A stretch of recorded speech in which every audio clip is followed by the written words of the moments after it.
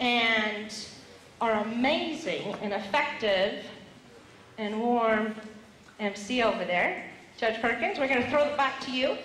And thank you to all these candidates as well. Give them a hand and some energy for what they're going to do. It's not easy stuff. It's easy being over there, not over here. So with that, Judge, please proceed. Okay, as before, we're going to allow each candidate 2 minutes for their opening remarks. And we pick the order of that by random drawing. And then after they're done with their opening remarks, we're going to go around in a circle again, because I can't keep track of random.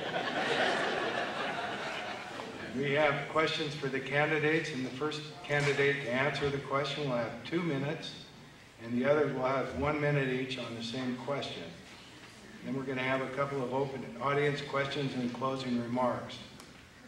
The order for the opening comments is based on time with the Douglas County Sheriff's Office. See, there you go. That wasn't random, but the order of the questioning is. So, you're going to be glad when I retire.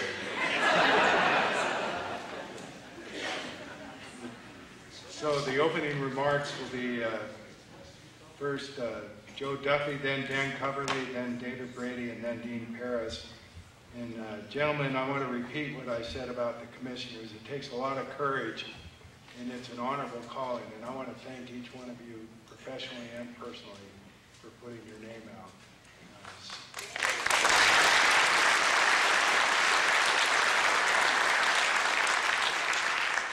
So, Mr. Duffy, you go ahead first.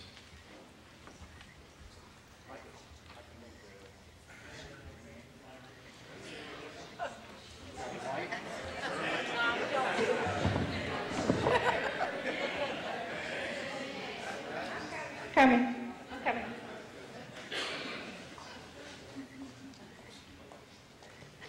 Thank you, Judge.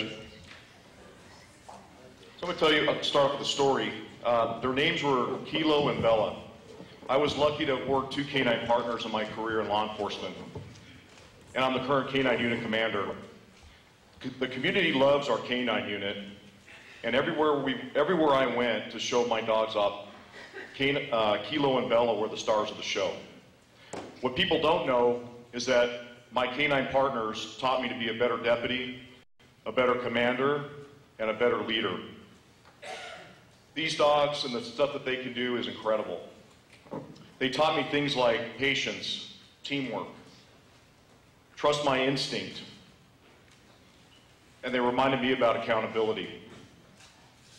I was very fortunate to work with these furry friends of mine, both German Shepherds.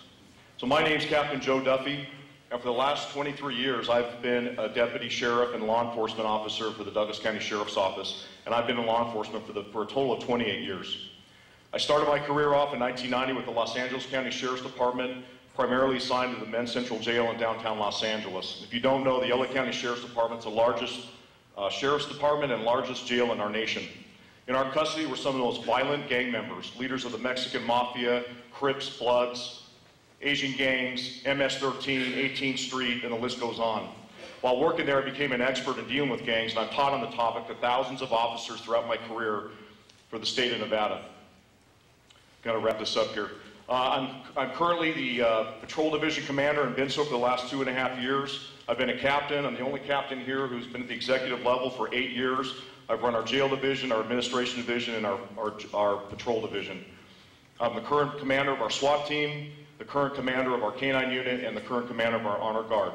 I've worked detectives, patrol, the jail, and the list goes on, internal affairs and other things.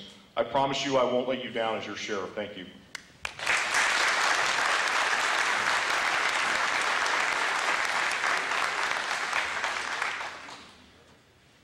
I'd first like to start by thanking you for coming tonight and taking time out of your busy schedule to come to get to know us and be involved in the political process here in Douglas County.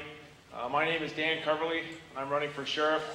I grew up here in Douglas County, born and raised, graduated from Douglas High School, I obtained my bachelor's degree from the University of New Mexico, the degree in criminology. Started my law enforcement career with the Albuquerque Police Department. My wife and I had our first daughter, Hannah, and knew that we had to come home to raise our family. I've been with the Sheriff's Office for 21 years. I've held every rank and worked in every division up to captain in the Sheriff's Office, and been extremely blessed to be able to do some neat things with the Sheriff's Office. The one thing that I think is very important for the sheriff, whomever that may be, is the relationship that he has with the community. The citizens of the Douglas County must trust their sheriff's office. They must have confidence and faith that we're going to do what's right, that we're going to respond appropriately and take care of your needs when you have them. I think growing up here and being able to experience the beauty and the wonderful aspect of Douglas County makes me uniquely qualified, because I want that for all of you. I want that experience that I had and that I enjoy for everyone that moves here. No matter how long you've lived here, or for 48 years like myself, or for 5 minutes, you deserve that. Sheriff Ron Perini's done a great job, and I want to continue and to enhance that relationship and to make this keep this the great place that it is. Thank you very much.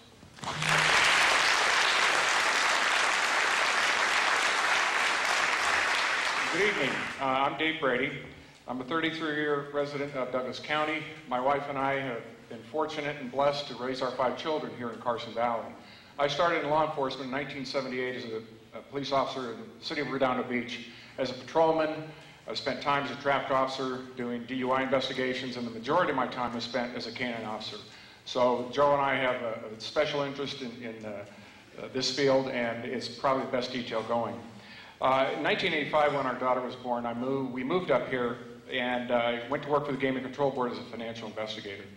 While doing that, I became a certified financial planner and eventually migrated into the financial services industry, where for the last 30 years I've been managing money for police associations, high net worth individuals, and pension plans.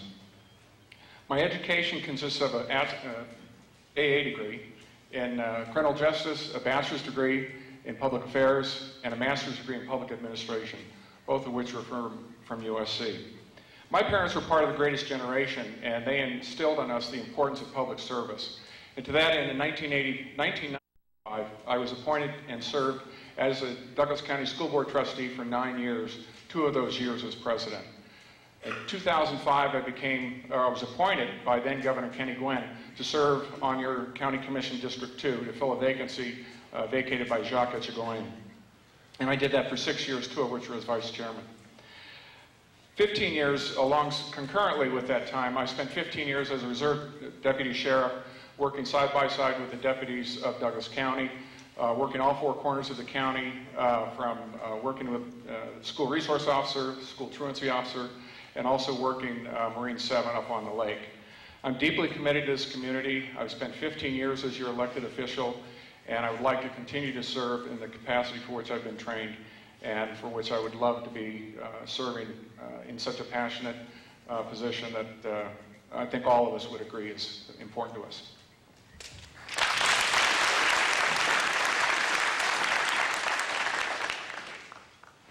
Douglas County, for the past few weeks, myself and the other candidates have been answering your questions. Now, I have a question for you. Do you want a sheriff that was a subject of an investigation that allegedly had a decline in morale within the office and a loss of valuable assets? Or a sheriff that misled the community by redirecting websites to his own, and was also the subject of a excessive force complaint? Even when that individual had the opportunity to discuss the situation, he failed to mention all the details. Or do you want a sheriff who has never had his ethics, leadership, dedication, and morals questioned? I have the proven leadership. I am the only candidate that has managed a police office. I have 20 years of honorable service in the Marine Corps. I have mentored over 100 Marines during my career, where I led Marines in over 250 combat operations in Iraq in 2004 and 2005. I was a police executive that managed and supervised 75 Marines at Marine Corps bases, Japan Northern District. Again, in 2014, I was an executive police officer that managed and supervised the Marine Corps Police Department and Marine Corps Mountain Warfare Training Center in Bridgeport. Throughout my career in the Corps, I have always set the example and did what was right. As I walk around talking to the people, the same comment keeps coming up. They want change, and they're tired of the status quo. I'll leave you with a quote that I have lived by. The relation between officers and men should in no sense be that of superior and inferior, nor that of master and servant, but rather that of teacher and scholar. In fact, it should partake of the nature of the relation between father and son. To the extent that officers, especially commanding officers, are responsible for the physical, mental, and moral welfare, as well as the discipline and training of the young men and women under their command. General John Lejeune, 13th Commandant of the Marine Corps.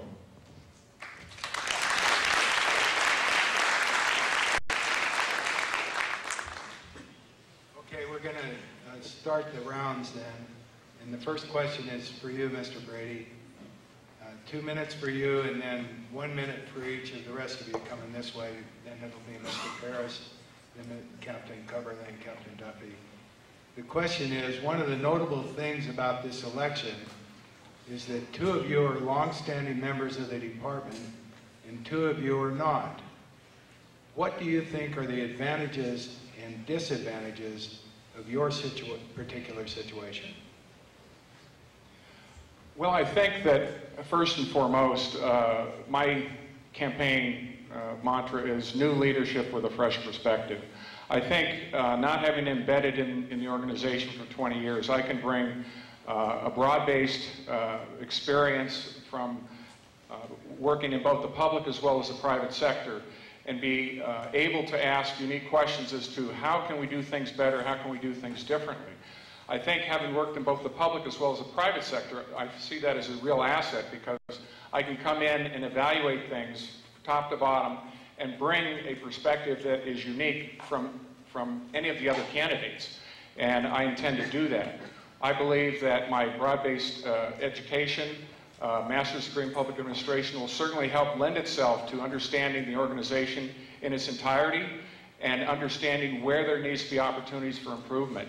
I do bring to the position an action plan and a vision that the other candidates do not have. So I see that as a leg up, in that I definitely want to see us be able to transition this department into the 21st century. We have great employees, and I think we have issues that need to be dealt with, and I think that with a new perspective, we can address those adequately enough. The grand jury report indicated that we had extremely high turnover and very low morale.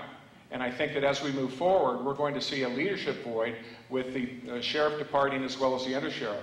I think what I bring to the position is broad-based experience, as I mentioned, leadership, that we need to understand there's a difference between leadership and management. They're providing management. I will provide leadership. I've served as an elected official for 15 years in a leadership role in this county, and I think you've seen some of the results that I've had.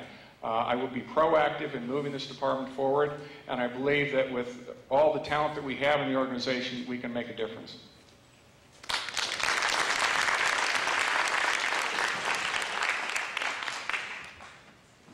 Do I have an advantage being the outsider coming into the agency with no experience? Absolutely. Throughout my career in the Marine Corps, you learn to adapt. Every 3 years, you're put in a new situation, new environments, new commands, new policies, new procedures.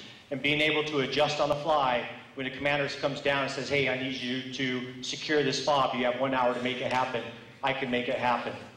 I have the proven leadership throughout the Marine Corps, and that's what gives me the advantage, being a fresh set of eyes coming in with new ideas, new perspectives, and the ability to adjust on the fly to any situation that proposes in front of me. I have no influence from the left, I have no influence from the right. I listen to what you, the people, want and your concerns, and that is what has given me the motivation to run for this elected position.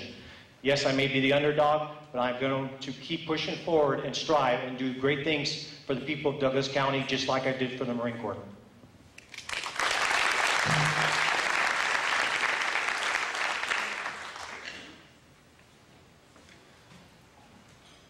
I think it's very, very difficult to come into a leadership position such as a sheriff or chief without having career law enforcement experience.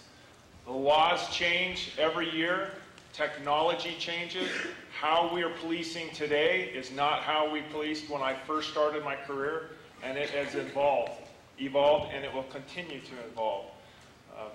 So without that knowledge, without that historical perspective, you are very, very behind. And so I think it's very important, and it's absolutely critical that someone with a community as big as ours and an agency as big as ours have prior law enforcement experience.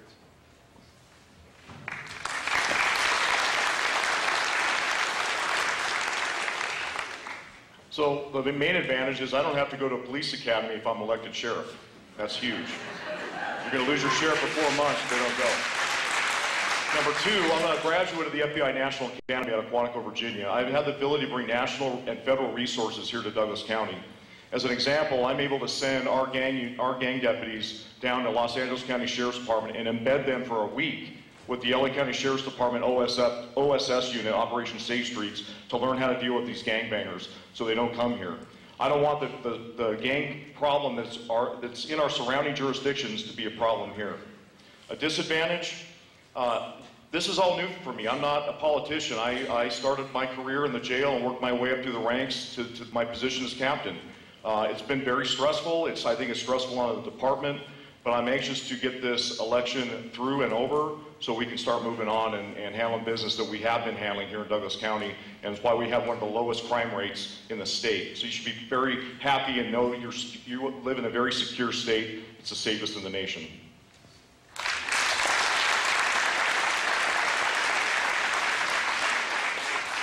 Next question is for Mr. Paris, and you'll get 2 minutes, and then we'll go around like that.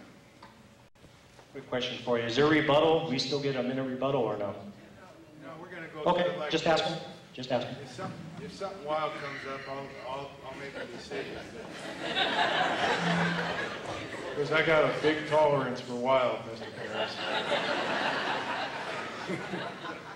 What do you think the relationship should be between an elected sheriff and the uniformed officers? First and foremost, a professional relationship. It's all about setting the example. It's showing up that you work in uniform. It's showing that you care about the individual, you care about the deputies, you care about the staff that works within the organization. It's showing up early and being the last one to leave. That is why I have that experience. I'm always the first one in, last one to leave in whatever I do. And being a mentor and successfully mentoring Marines throughout the career, and military police officers as well as civilian police officers, I share those values that I use to set the example, hold people accountable, while still maintaining those standards. And as your next sheriff, I will still keep in tradition with those policies and procedures that are already set forth within the sheriff's office. I'm going to use up a little of my time, so I want to rebuttal what Captain Coverly said.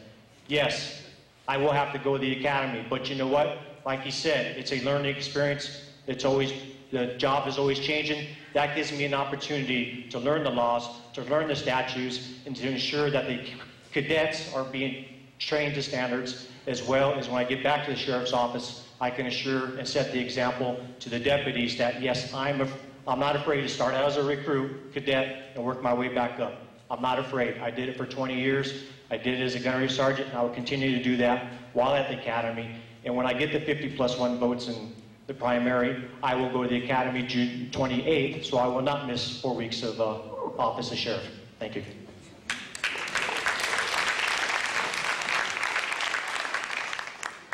I'm next, right?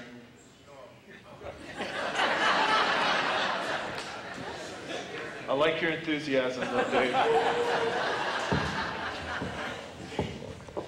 The relationship between the sheriff and the deputies is important, and they have to feel that they are respected, that they're valued, that they are an important part of the team in order for the sheriff to be successful.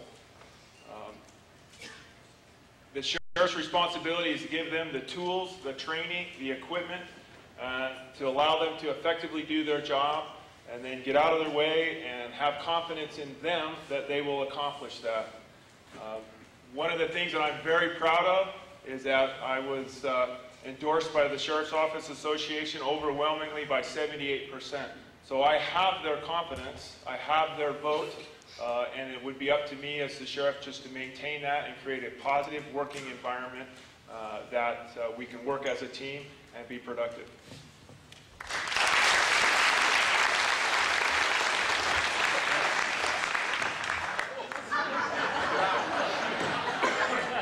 Judge.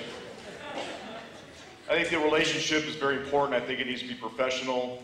I think we need to have an atmosphere of trust and mutual respect. I'm very proud to say that our officers here at the Douglas County Sheriff's Office, the officers here are the highest trained officers in the state. And I teach a post-certified field training officer school for the state of Nevada. So I see the majority of the rural counties that come to us for this 40-hour class. And I can tell you, I would put our officers up against any officer, that includes Metro, in the state. We are very, very fortunate to have the men and women that work here. I'm very, very proud of them. Our cars, our equipment are good. We have very good SWAT team.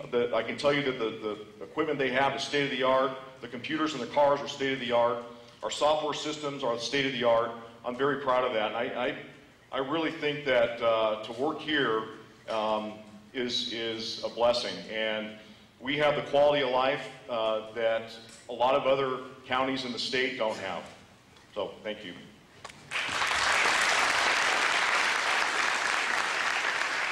As a reserve deputy sheriff, I work shoulder to shoulder with many of the deputies that are out on the street today, and I can't disagree at all. They're of the highest caliber.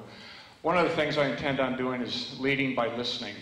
It's a quote from Colin Powell, and my expectation is that first and foremost we'll conduct a climate survey to listen to each and every individual within the organization, sheriff's deputies, employees, and the like, to better understand what they see as opportunities for improvement, how they fit into the organization, and where they best see this organization going. Secondly, I will develop a strategic plan. That's one of the things I did as one of your commissioners. I worked very closely with Michael Brown to make that happen. The strategic plan will create the opportunity for all the employees to engage in a dialogue that will help us set the vision, mission, and direction of the organization. And I think that once they feel engaged and empowered, I think that will build a much better opportunity for communication going forward, and I intend on maintaining great communications with the deputies. When I was a commissioner, we sat down with the DC SPA on a monthly basis to talk to them about any issues that they had. Keeping communication open is critical.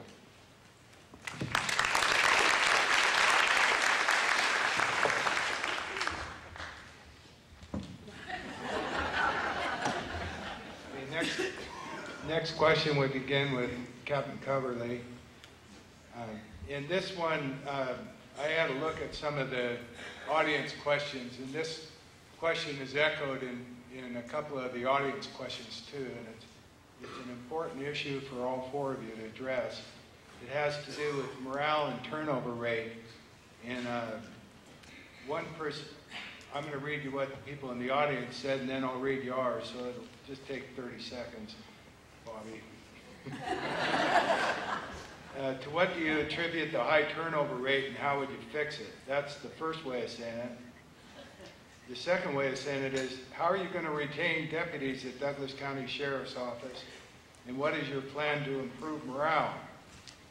And then here's what the committee came up with the same question.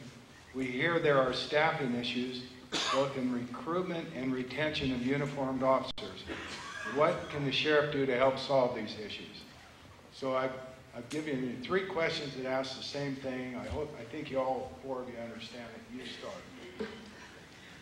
So morale, or the environment at any institution, whether it's a sheriff's office or a business or anything, it's critical to its success.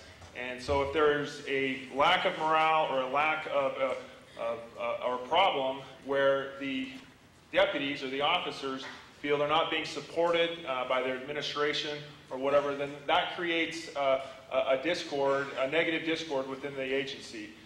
And I think that we have that from time to time. And what I would do is to just create that environment where everyone feels valued, where we're working to fulfill their potential individually and as a department, as an agency. Recruiting is tough. It's hard to recruit to this area. The cost of living is high. It's a beautiful area. People want to live here. And so we get lots of applicants or a fair amount of applicants. But if they can't live in Douglas County, then we tend to lose them to other agencies. So we lost 4 or 5 officers to Reno and Sparks because that's where they lived. And I think they just got tired of the commute down here, and there's an opportunity to make a little more money working with those agencies. So we're constantly challenged to find ways to keep officers, because they are our most valuable asset. We have the most money invested in them, and we need to keep them. The sheriff doesn't negotiate the contracts or the pay benefit, but he can encourage and support them as they work towards getting the best pay and benefits package that they can. So I think the sheriff has got to set the tone with the environment, make it a positive one, and then support the deputies as they negotiate for their contracts to help them to obtain a competitive wage and benefit and relative to the agencies around us.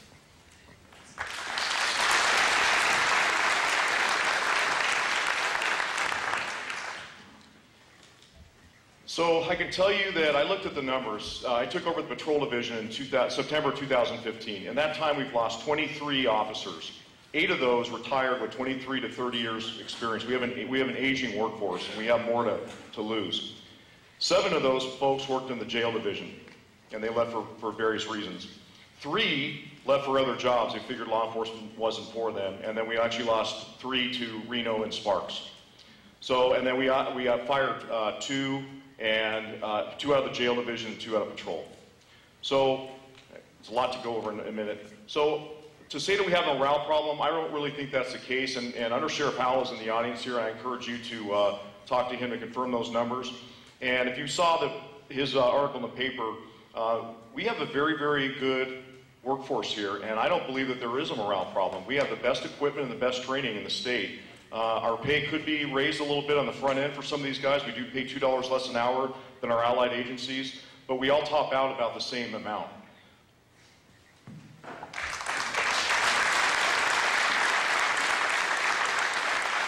Well, according to the grand jury, they indicated that the turnover, the high turnover and the low morale was quote-unquote alarming. I'm not going to argue with the grand jury report, but they saw something that others didn't. And I think that the reason for this turnover and low morale is a function of 3 things: climate, culture, and compensation. If you don't have the right culture, where people don't feel that they're valued and empowered, if you have a culture where it's do it or else, then people find that compensation, no matter what you pay them, isn't good enough, and they're gone. So I think that it's a combination of those 3 things that we have to work on. There was a time in this organization where we knew we were not the highest paid, but we stayed because the climate and the culture were great. And I think what we need to do is bring in new leadership that can change the dynamics and bring back the culture and the climate that we used to have.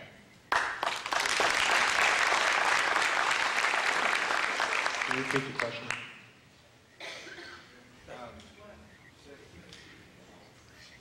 No, well, you'll have to remember the tone of it, Mr. Garth. So recruitment, retention, and morale, correct? We hear there are staffing issues both in recruitment and retention of uniformed officers.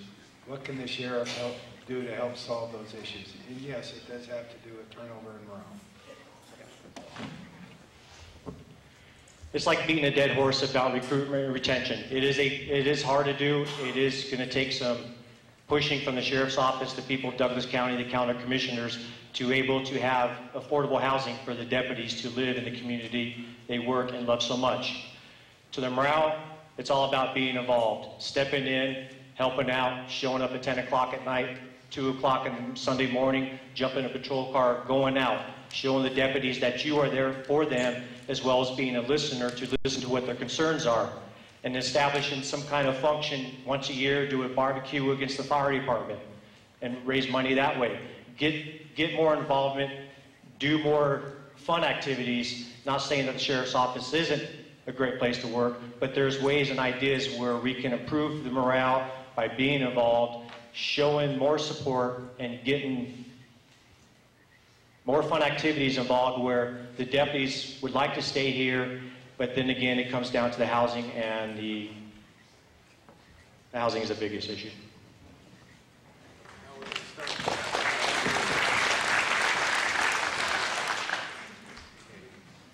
How do you think the county should address the overcrowding in the current facilities, and what do you see as your role in that process? And we're not talking about the jail here.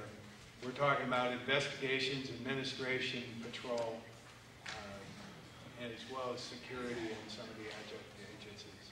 So if you guys don't know, Judge Perkins actually spearheaded this project of our judicial center. It's about a $31.6 million project. I don't have the magic wand to make that number happen. We are very overcrowded. Our building was built in 1982, if you guys don't know that, and really hasn't been updated since 1982. I think there's things that we can do internally to raise money. If you guys don't know or haven't heard, I was able to raise about $100,000 for our canine unit. We bought 6 dogs with some of that money. We also did the first haunted house last Halloween. For 6 nights, we raised $15,000 to send our honor guard. They're actually in Washington, D.C. right now representing the Douglas County Sheriff's Office for the Peace Officer Memorial for our fallen brothers and sisters. So I've been good at raising money, and certainly not myself. It's with the help of my partners, the men and women of this department.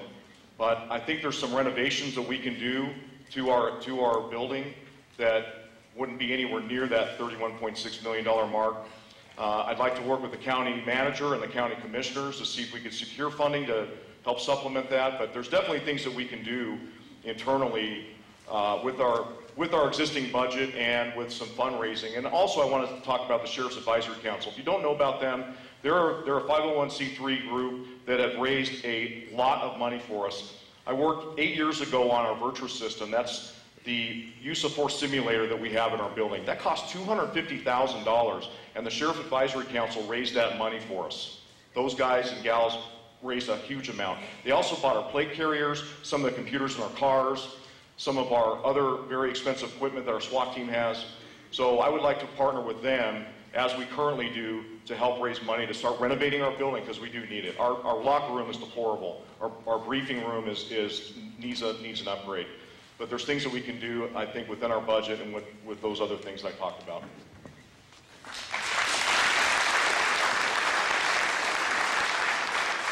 Those of us that have worked in that building will certainly all agree that we're at capacity and there needs to be something done. Certainly we can find Band-Aid approaches to dealing with this situation by renting off-site. But I think that we have to recognize a couple of things. Number one, there's a need, but number two, this is a tax-averse county. They do not want to raise taxes in any way, shape, or form. So it becomes somewhat of an education process. I can tell you that as a commissioner, we were set to have a regional juvenile detention facility because we had parking structure bonds that were going to create an arbitrage. So I ended up spearheading the charge, and we built the jail. And that was a much needed facility at the time. So I think that going forward, we're going to have to do a better job of educating the public as to what we need in terms of our capital improvement needs, and find a long-range plan to address that. As a financial advisor, I understand the bonding process, and I think that we need to find opportunities where we can capture some of the tax rate and try and build a long-range plan to build this facility, which we desperately need.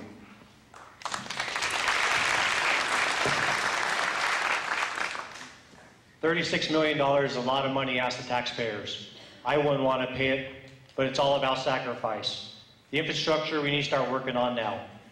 Yes, you could subpar locations to off-site facilities, but it's like putting a Band-Aid on a wound. You can't keep putting Band-Aids on a wound. If you keep putting a Band-Aid on this wound, in 5 or 10 years, it could jump up to 60 million. So we as a community and the Sheriff's Office and the County Commissioners and the Planning Department, everyone needs to get together and find out a compromise on what is obtainable, what we can do to support this, because if we just keep putting it underneath the table, those costs will incur over time, and then again, it's like putting a Band-Aid on a wound. You don't put salt on a wound to stop the bleeding, you put a good old pressure dressing on it to stop the bleeding. So we need to start working on this now, push it forward, get it to the county commissioners, find some grants, find some federal funding, reach out to people you may know that could help with this. It doesn't have to come from the taxpayers, but if we all get involved, we can make this succeed earlier than later.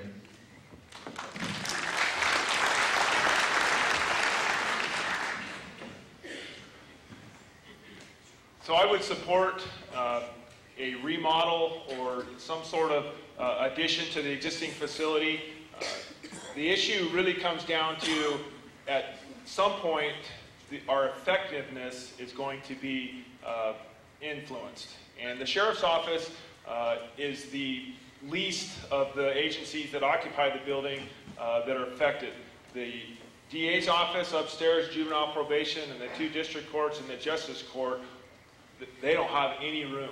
You've got deputy DAs, their office is a closet. And so at some point, as the community grows and the caseload increases and things, they're going to be less effective because of their work environment. And that's not to speak of you've got defendants coming in contact with victims and that type of thing in the court system, which is just not a good thing. So something has to be done, and it's a huge problem, and it's a very challenging one, but it has to be addressed.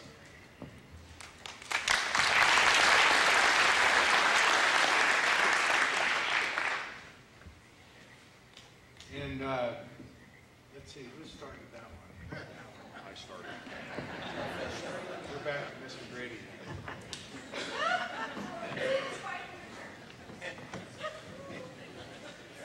Give me the softball. You got the first one. Okay, how will you bring the Sheriff's Office back together after the election? After the election? Yeah. You just had to. What's that? Yeah, the question is how do you bring the Sheriff's Office back together after this election? Great question.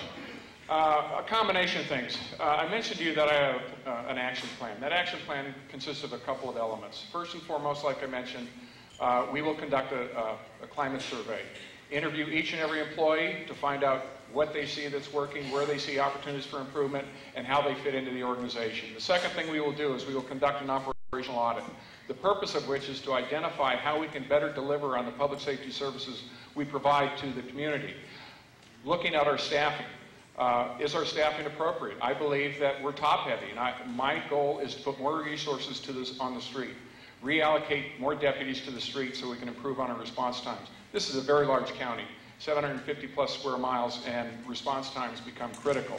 The third thing I mentioned to you is that we will conduct and implement a strategic plan, the purpose of which is to identify the vision, mission, and the priorities of the organization going forward. As I mentioned, as commissioner, we did not have a strategic plan when I became a commissioner. And I took it upon myself with Michael Brown to create that strategic plan. And for those of you that visit the commission chambers, you will find a copy of that document published on the wall and is annually reviewed and updated. I'm very proud of that. And we're going to do the same thing with the Sheriff's Office. And finally, we will seek national certification through CALEA. This is a commission on accreditation of law enforcement agencies. The purpose of this organization, it's a national organization, the intent of which is to evaluate your policies and procedures, evaluate what might be considered best practices, and make recommendations to you. A classic example is body cams. We now have to wear body cameras.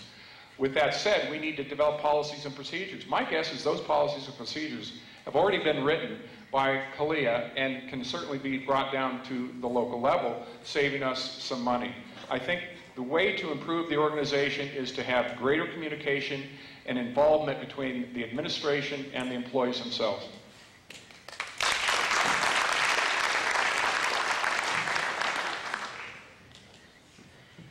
First thing I would do is I would extend an open door policy.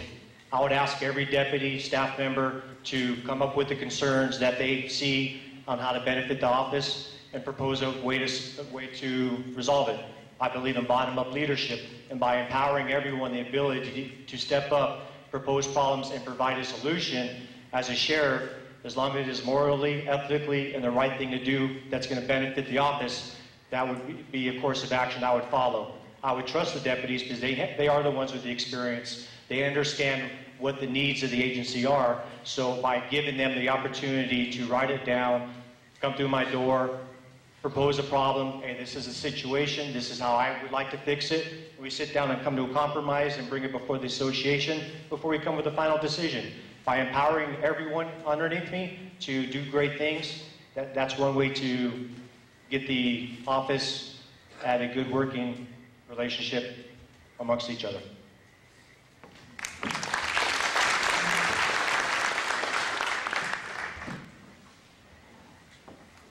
I think the Sheriff's Office is doing a great job. It's unique in a community where one of the most popular elected officials is the sheriff.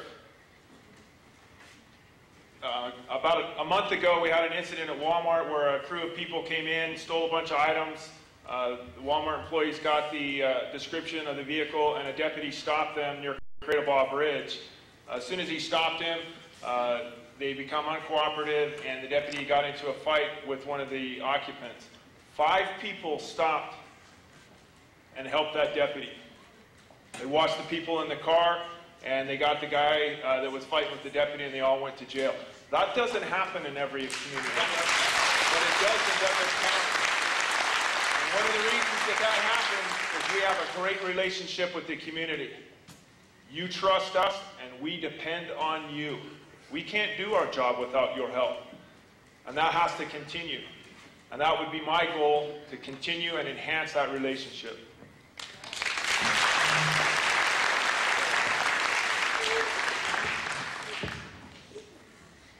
So the first thing I would do, like I've done every time I've taken over a new division, is I would have a meeting with all my people, sit up and talk about my expectations. What do I expect? So everybody knows what the expectations are. And then I'd like to meet individually with each officer and find out, what are your ideas? Maybe you have something that I haven't thought of, because I'm certainly not the smartest one in the room. I understand that some of my people have great ideas, and some of the best ideas in this department have been born out of the brand newest deputy. So I'd like to hear from those folks. But like Captain Carverly said, we do a very, very good job here in the county, and you look around, this is a great community. And it's because of the men and women that are out there in the jail and on our streets and our detective division that are keeping this community safe and keeping the crime rate lower and lower each and every year.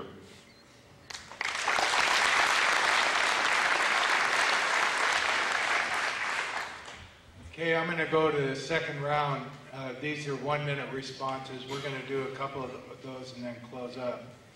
I'm going to start with you, Mr. Paris. And the question, this has to do with social problems rather than necessarily crime or gangs. What's the sheriff's role in addressing things like homelessness, immigration problems, and mentally ill people? I know that the sheriff's office deals with them constantly, and I'd like to have your attitude about that and your thoughts about it. These are 1 minute. Sorry, the 2-minute speeches are over. So immigration and mental illness. Yes, immigration is a problem.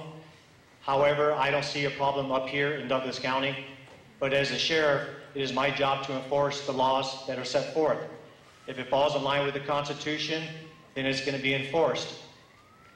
If we have to call the federal government to get involved to remove an illegal immigrant so a situation in San Francisco doesn't happen, where 7 times he kept coming back across and they allowed him and finally killed somebody, that's not going to happen on my watch. With mental illness, it is a problem. As long as there is education out there, the training and the resources are available to identify this mental illness problem, then we as a community could stop it from progressing and moving on.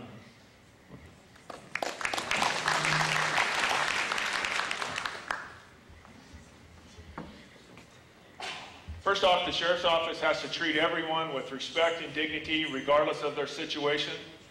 Homelessness is becoming a problem all across the nation. You see it talked about a lot in California. One of the benefits that we have here is we have seasons.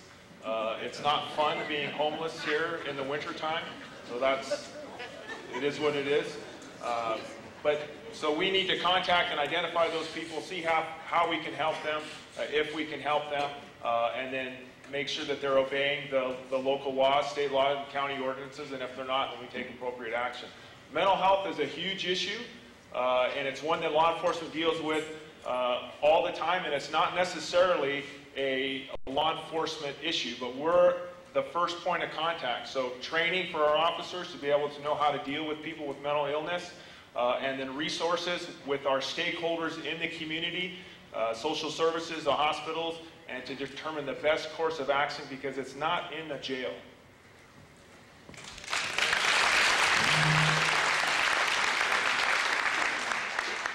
So with immigration, ICE comes to our county about twice a year. We cooperate with them with 100%. They round up the gang members and felons that are causing problems in our community. That's number one. The second one, with homelessness, we have Family Support Council. They help our indigent people out as they can, find them a hotel for the night, try to get them back on their feet. We have the food closet. They do a very, very good job. They do backpack buddies. They do empty bowls for the kids that don't have enough money for food for school. As far as the mental health component, I implemented and currently supervise a mobile outreach safety team as captain of the patrol division. That's a specially trained deputy, paramedic from the East Fork Fire District, and a social worker that go out every Thursday and deal with about 15 people that have been identified in Douglas County as being severely mentally ill, to make sure that they are taking their meds. If they need a ride to the doctor, we help them with that. They need food, we help them with that. They need to find a job, we help them with that, and so on and so forth. I'd like to see that improve. That's funded by a grant. I'd like to see that go to 3 to 5 days a week, because the problem's not getting any better. It's continuing to get worse, and we need to step up and try to help at the law enforcement end.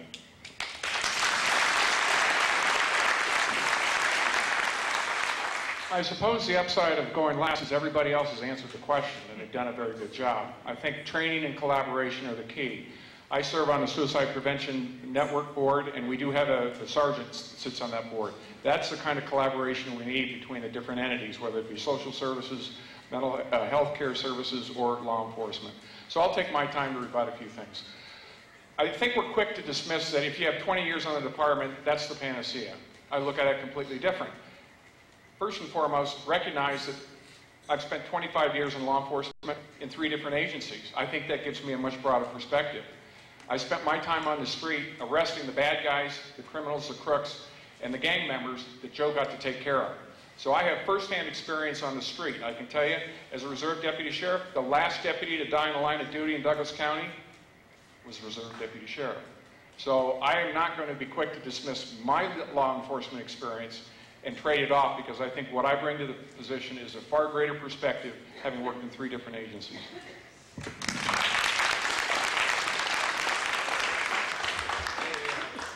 The last question, the 1-minute ones, and then we'll go to closing.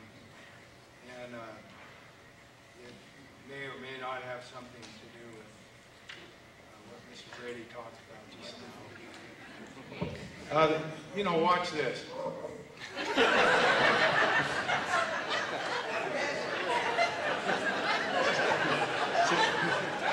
7 years of college.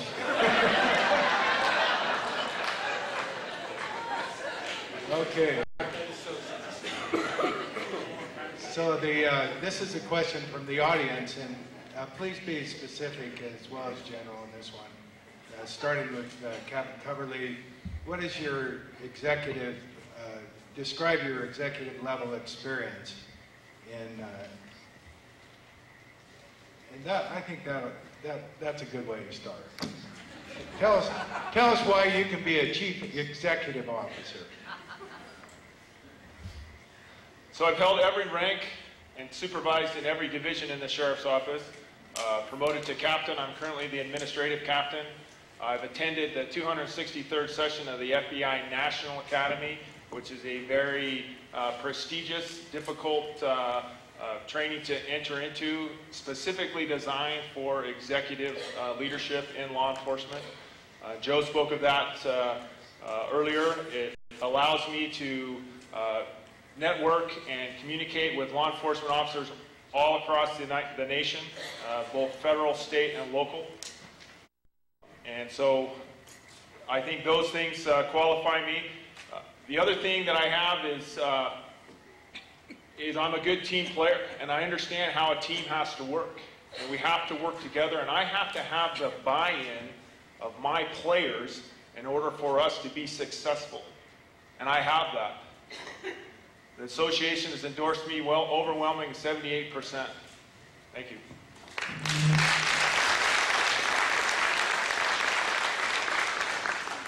So as I mentioned earlier, I've been a captain here for the last 8 years, 8.5. Sheriff Perini has put me in charge of the most trying to think of the word, high liability areas of the department. The jail, when you take somebody in custody, you're responsible for that person's life, their well-being, their care, make sure they're nutritionally fed. There's a reason why you don't see lawsuits happening out of the Douglas County Sheriff's Department, because we take very good care of our inmates. We won a national award as the best jail in the entire country by the National Commission on Correctional Health Care. The best one in the country, and you can look that up, that's a fact. So I'm very proud of that. And again, being the captain of the highest liability areas of the department, SWAT, K-9, and our patrol, and the jail, FBI National Academy graduate like Dan, those are the reasons that I'm qualified to be your sheriff. Thank you.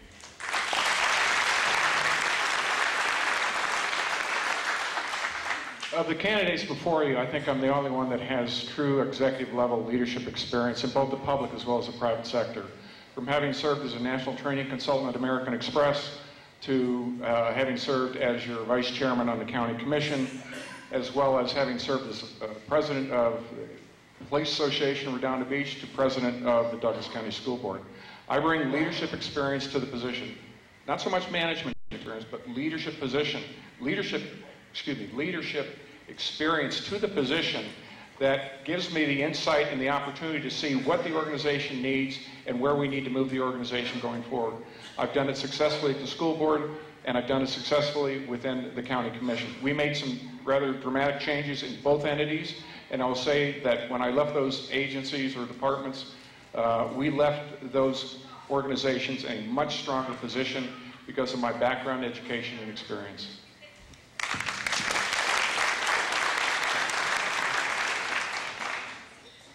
What kind of executive experience do I have? Okinawa, Japan, as a staff sergeant, I was responsible for 75 Marines, 35 Japanese police officers for the island of Okinawa, which is about 466 square miles. And I was responsible to ensure that the Marines were properly trained, following protocol, and performing to standards both on and off the base. The overall population in Okinawa, Japan is 1.3 million people. That's a lot of people for 75 Marines to be responsible for. We had a responsibility to the people of Okinawa as we were hosts, as well as the people and service members that were on the base.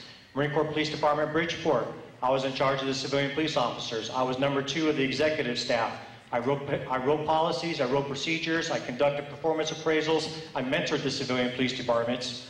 Yes, we do have civilian police departments in the Marine Corps now, and that alone gives me the experience I need. And when I retired from the Marine Corps, they awarded me the Navy Marine Corps Meritorious Service Medal for my exemplary leadership, and that speaks for itself.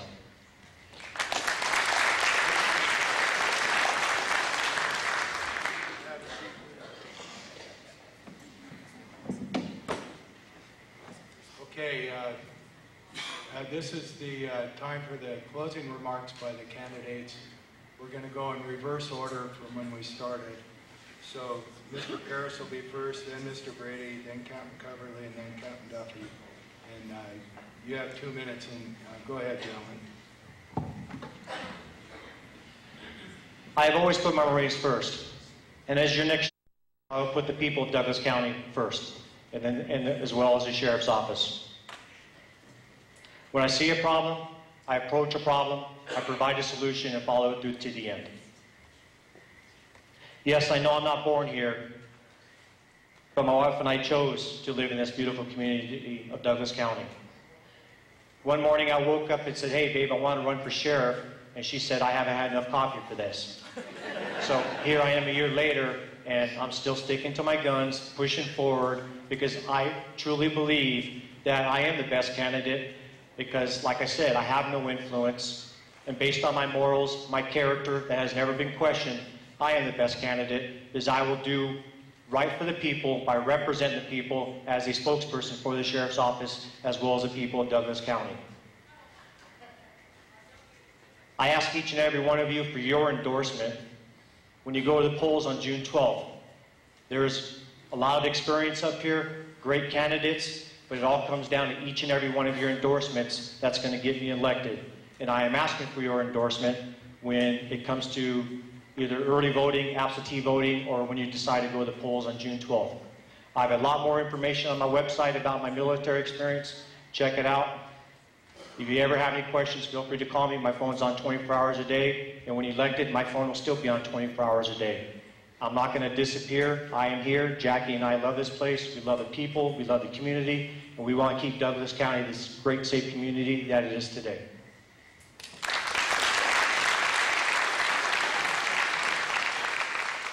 Thanks for the opportunity to speak with you this evening. No doubt, this election, I think, will be one of the most important votes that you can make for years to come. And I critically suggest, or certainly urge you to take this seriously, and the fact that you're here speaks volumes. I do believe that we need to change the narrative when it comes to the leadership of Douglas County. The fact that we have 20-year veterans within the department, to me, is not necessarily the answer. I think what we're looking for is someone that can provide proven leadership experience and brings a broad-based background to the position. Like I said, within the business sector or private sector as well as the public sector. I think it's certainly unique for someone in this position to have the background that I do, and I plan on using it to my advantage. I see it truly as a value-added proposition to the taxpayers. I think one of the things, just as an example, when you evaluate the candidates, is to say, what about their education? The industry standard in a law enforcement agency of this size is that a bachelor's degree is required and a master's degree is preferred. I fit that bill. Some of the candidates up here do not have a bachelor's degree. And these are individuals you're going to call upon to manage a $16.5 million budget, as well as employ over 123 employees. So I think this becomes critically important. So I would suggest that you recognize the position of sheriff entails and requires proven leadership skills, demonstrated management experience, operational background, certainly financial expertise, as well as political proficiency to navigate the waters that we have to deal with in dealing with commissioners' budgets and the like. So I believe that over the last 40 years, I've well prepared myself to take on this mantle as your sheriff and do the job that I believe is necessary and provide the transition that I see as critically important in bringing this organization together, in eliminating the turnover, and I'm done.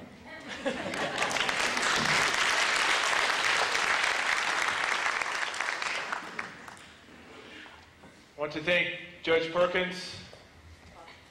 You're a pro. Renee, you need to have him back next year. Thank you, Renee, for having us.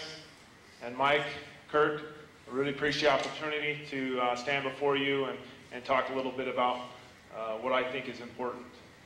People have asked me, why do you want to be the sheriff? I genuinely love Douglas County. I love the sheriff's office. I feel blessed to have been able to work my 21 years under Sheriff Ron Perini. I've learned a lot from him and will continue to learn. I think the sheriff's office plays a vital role in keeping our community the wonderful place that it is. We are the safest community in the state. We have the lowest crime rate. We also have the highest clearance rate. So the sheriff's office is doing a good job, and we need to continue that.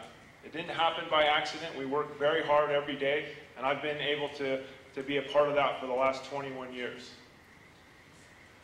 I have the endorsement of the current sheriff, Ron Perini, endorsement of Senator Settlemyre, I have the endorsement of the Douglas County Sheriff's Office Protective Association, the South Lake Tahoe Police Officers Association, the Tahoe Douglas Firefighters Association, and the Carson Douglas Farm Bureau.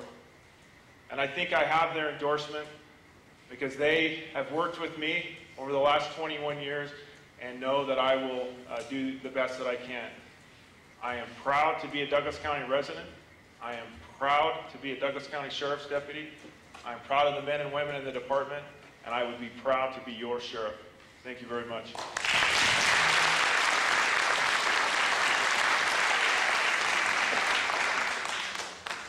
So one thing I'd like to talk about is who I was going to pick for my undersheriff. And I would argue that the position of undersheriff is equally as important as your sheriff. So Undersheriff Howell, my boss, has announced he's going to be retiring next year. And I've selected, if you guys don't know him, Captain Jim Halsey. Jim, if you could stand up. Jim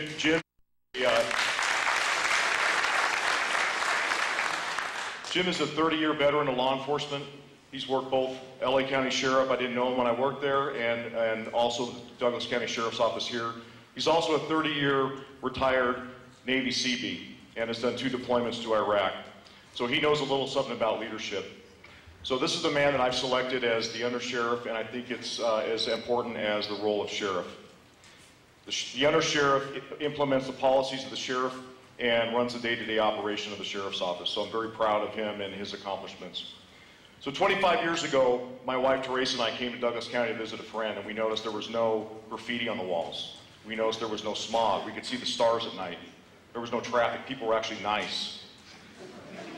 And I knew that I wanted to live here and raise a family here. I knew after the LA riots, the Rodney King thing, and the O.J. Simpson trial, and all that stuff that was going down there, we did not want to raise a family there. So we moved to Douglas County, and 23 and a half years later, I'm the captain here. And my wife is a deputy and runs our DARE and our GREAT program. My brother is a sergeant here. My parents moved up here. My grandparents moved up here. My aunt and uncle moved up here. All for the same reasons. And I can tell you, as your sheriff, I promise you that I will protect this community that we all cherish. This is a gem, Douglas County. And I'll make sure our schools stay safe. I address the mental health problems. I'll fight for our victims of domestic violence. It's a huge issue here. I didn't get to talk about much. These are things that I cherish, and as your sheriff, I promise you that I will try my best to keep Douglas County the way I found it 23 years ago. Thank you.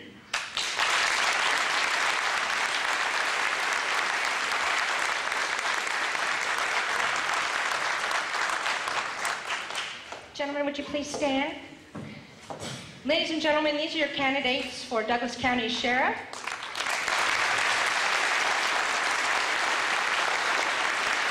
They've worked very hard to prepare for you today, and they have all worked very hard to prepare for the job if elected. Would you please help me thank them and everyone here and in our community that has served us and protected us in their career. Thank you for your service. And I truly mean that. We had another 60 questions that you turned in for these folks.